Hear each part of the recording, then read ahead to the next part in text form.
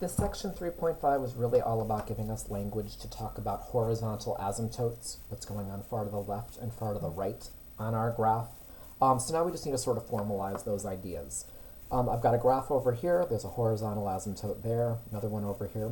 One thing I do need to correct, maybe from Algebra 2 or Pre-Calc, we are perfectly allowed to cross horizontal asymptotes. I've crossed that horizontal asymptote at a height of 2 over here. That's perfectly fine.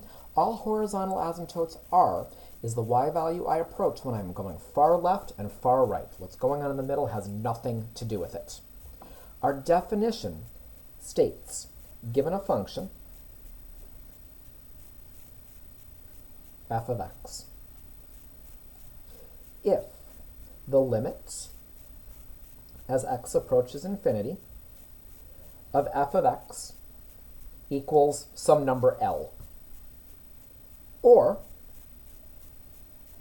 the limit as x approaches negative infinity of f of x equals some number L,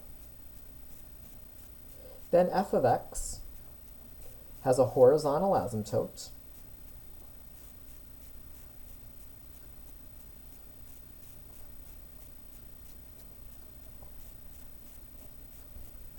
at y equals L. So over here, the limit as x approaches infinity of the function was 2. So I've got a horizontal asymptote at y equals 2. Over here, limit as x approaches negative infinity of the function is negative 1. So I also have a horizontal asymptote at y equals negative 1. At most, how many horizontal asymptotes can I have? Yeah, just 2 horizontal asymptotes. One on the left, one on the right. Not possible to have more than 2. What I'd like to do to finish this up is to take a look at that sheet labeled section 3.5 horizontal asymptotes. We have 4 functions and some graphs, and I want to try to match the function with the graph by making use of asymptotes. Here's how we're going to do this. In number 1, I want to find the horizontal asymptote, or asymptotes, of that thing. Well, I need to do the limit as x approaches infinity of that function. And actually, I don't even care about the whole function. I just care about the ratio of the leading terms. So I'm going to say x cubed over x cubed. I should also probably go do the limit as x approaches negative infinity of x cubed over x cubed. Well, this first one is going to give me the limit as x approaches infinity of 1. The second one is going to give me the limit as x approaches negative infinity of 1, which also equals 1. Problem number 1 has a horizontal asymptote. On the left and right, we should be approaching a y value of 1, which I think is exactly what I see in letter B. Actually, I don't really have to do both the limit from the left and the limit from the right. I'm sorry, not the limit from the left, the limit from the right, sorry. I don't need to do both the limit as x approaches infinity and the limit as x approaches negative infinity in general. There's actually only one problem on this page that's going to require me to do both of them. Which one and why will I have to do both of those limits? Hopefully you said number 3 because of the square root, because that gives us different values based on if I'm approaching infinity or negative infinity. I'd like to see if you can go do problem number 2. Find your limit and then match it with a graph. I'm going to do the limit as x approaches infinity of negative 4x to the 4th over 2x to the 4th. That's the limit as x approaches infinity of negative 2.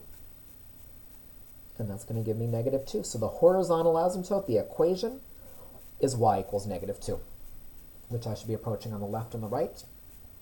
And that one looks like letter C to me. Number 3, I do really need to do both of those limits. So let me try to write these out over here. limit as x approaches infinity of 2x over square root of x squared is just the absolute value of x. I'm approaching a positive number, so I can just drop the bars. Limit as x approaches infinity of 2x over x. Cancel the x's.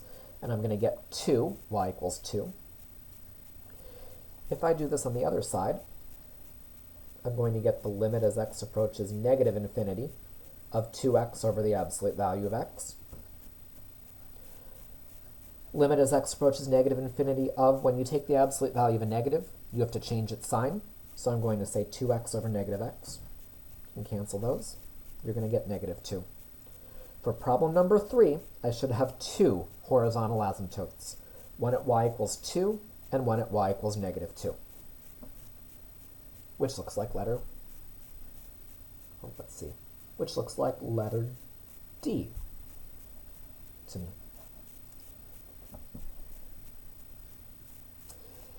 In number 4, take a moment, go find the limit. Obviously the answer has to be A, but please go find the limit and let's see what happens with that.